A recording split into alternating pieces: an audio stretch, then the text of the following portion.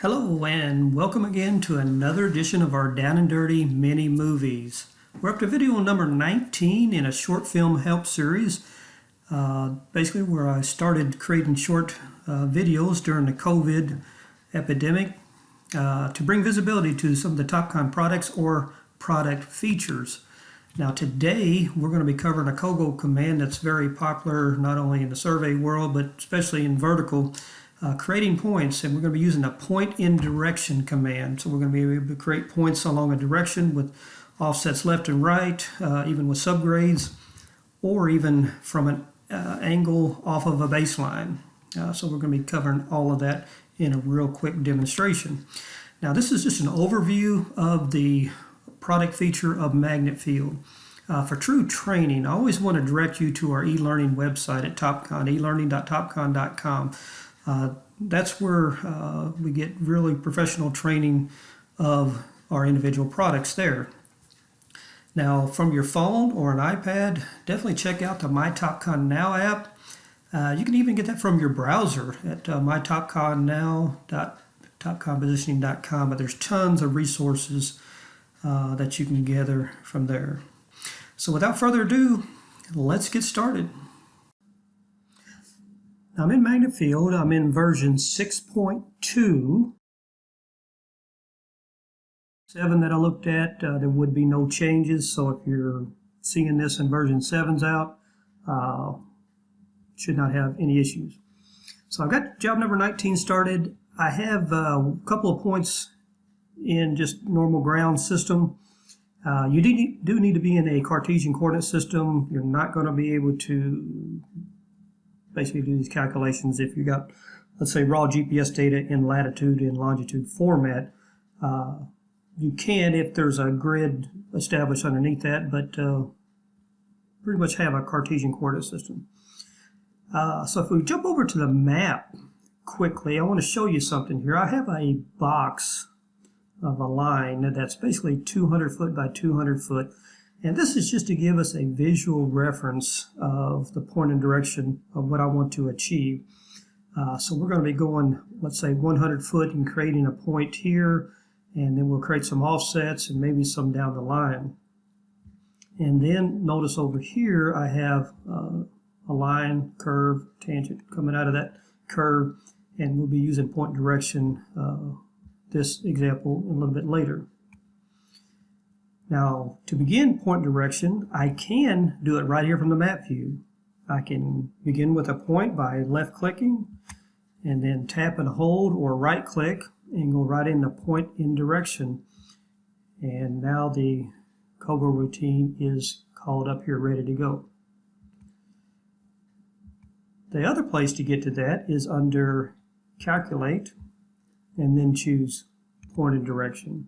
And from here, we can type in the point we want to begin with, pick it off the map, or choose it from a list. Now we have 4 tabs up here. We're in the Input tab. We'll input all of our information. Once we calculate, we'll see our results. And then we can click on the map view, see if it's exactly where it needs to be. And as a drawing view, just show you just the drawing of what we calculated. So let's begin at this input side, and we'll start with that point number 1000, and we're going to go just straight up the line, due north.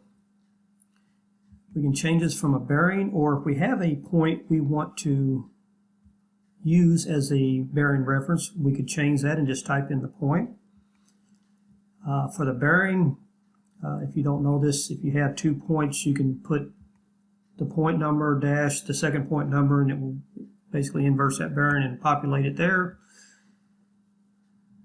The next box, we can go right or left for offsets, or even an angle offset. Based on this baseline, we can turn an angle off of that to establish a point. Let's leave this on either right or left and leave that at 0 for right now.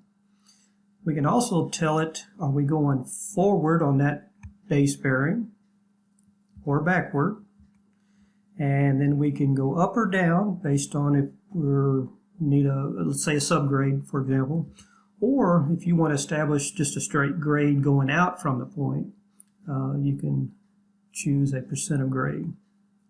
Okay? So I'm going to jump back to the map here real quick, and I want to create a point at this location. This is a midpoint of a 200 by 200 box, so it's 100 feet to this point right there. So I'll go to the Input tab. I'm going from 1,000, going true north. I'm not doing any offsets left or right or angles, but I will go forward 100 feet. And if you want to do a subgrade up or down, we can type that in here. Since this is on the point, I'll leave it right where it's at. Let's calculate that. Depending on what point number it should be, if that needs to be edited before you save it, you can edit that here. We'll call that point number 1. You can go to the map view, see if it's in the location that you plan to put it on. And then if you look at that just as a drawing, it's just going to show the line of the point and direction. The map will show it in reference to the drawing. If everything looks good, we're ready to store that location. Okay? Now let's take, for example, you wanted to put a 2-foot offsets on this point. We can do it from the same screen we're in. Whenever 1,000, that bearing. We're going to go to the right. Really want to go to the left the way we're facing. Let's do a 2-foot offset.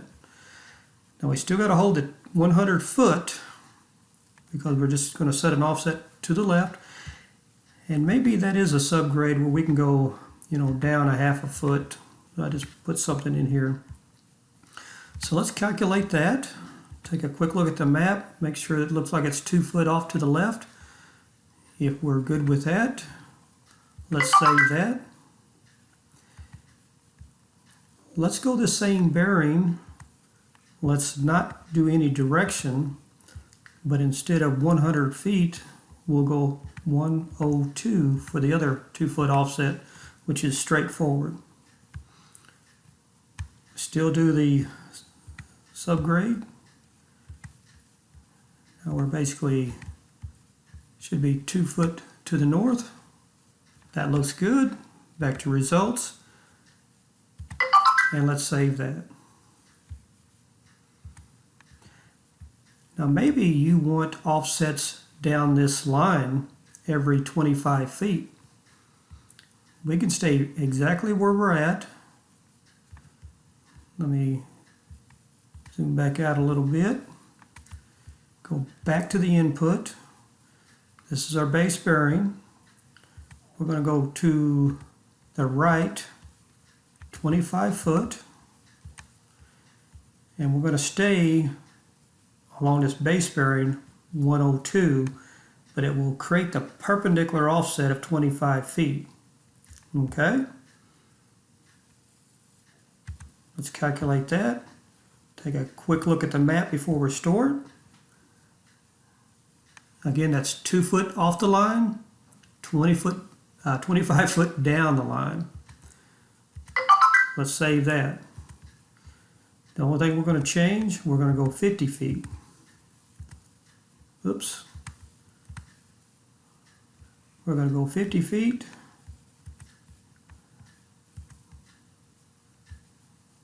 Looks good. And we'll do this one more time. I won't bore you too much with that. We'll go 75 feet. 102, half a foot. Go back to the map. And again, it'll keep going right down the line with the points that you're storing.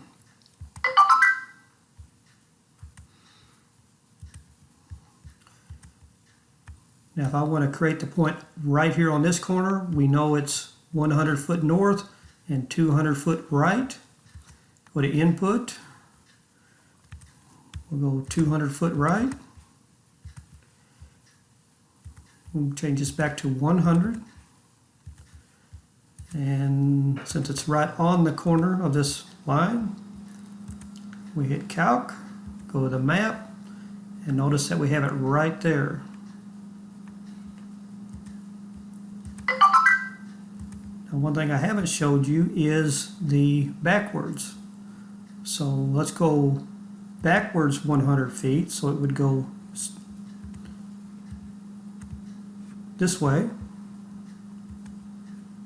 Since we're changing the direction, this is going to be left 200 foot to get to this point. So let's go back to the input. I'm going left 200 foot. I'm going 100 foot backwards. And let's calculate point number 8. And it should be, it's definitely not there. So what did we do wrong?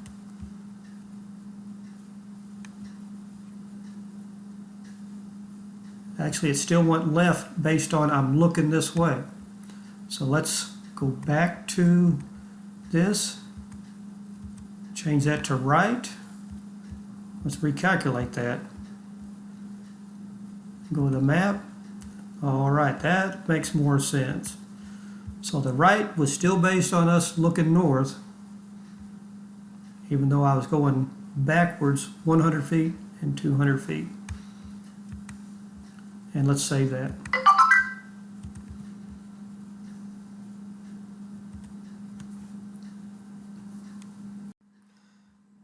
All right, 1000 is still the point we're working on. A couple of things that we haven't showed you here. On this bearing, I mentioned earlier, we want to go from a point to another point, use that direction.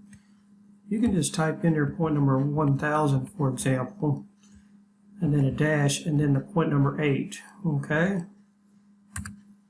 And it will put in that bearing, and I'll put a distance in here of 60 feet just to show you what we're talking about here. How it goes from point number 1000, direction to point number 8, at 60 foot. So I define this direction by 2 points by a dash. And if it's just to another point, maybe we want to go the direction of point number 10,000 from 1000. We'll select that, and let's calculate 60 foot. Take a look at that at the map, and then it will define that direction. All right, I'm not going to save any of that. Now, the only thing that we haven't discussed, we've talked about right and left. We went forward and backwards, and we put in a subgrade, but we haven't talked about the angle offset.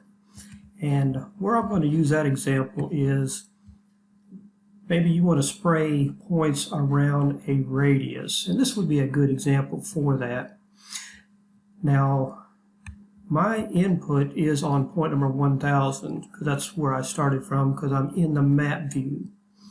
So if I want to locate or start from point number 1000, I need to back up to here and then select point number 10,000, unselect here, and then start over from scratch and create a new point and direction. Okay? So again, we're going to be working in this area right there, and let's put some points around this curve. I'm going to go back to the input, and we're on point number 10,000. The bearing, we'll just call this one, 0, I guess, for north again. And no angle offset just yet. Now this radius, I'm on the radius point, and the radius is 50 foot. So let's type in 50 foot. And right now, I'm not going to put an angle offset in here at all. Okay, we'll calculate this. Take a look at the map. And it's going to put it right on this point of curve coming around here. So let's go ahead and save that. Then go back to the input. And let's type in an angle offset of 26 degrees. Just throw something in here, okay? We're still going to 50 foot. Let's recalculate that. Take a look at the map. We turn from this base bearing that we have 26 degrees. And let's store this point. Let's bump this up to maybe 56 degrees. Let's recalculate. Take a look at the map. That looks good. Depends on how many points you can play around with the angle that you want. Now let's go ahead and just turn 90 degrees. These lines are perpendicular to one another, so this will basically put that on the point of tangent that you see here. And let's save that. And then back out, and you're good to go. So thank you for watching today, this demonstration on point and direction. If you have suggestions for other quick video demonstrations, please let me know and we'll see if we can get those added. Thanks again for watching.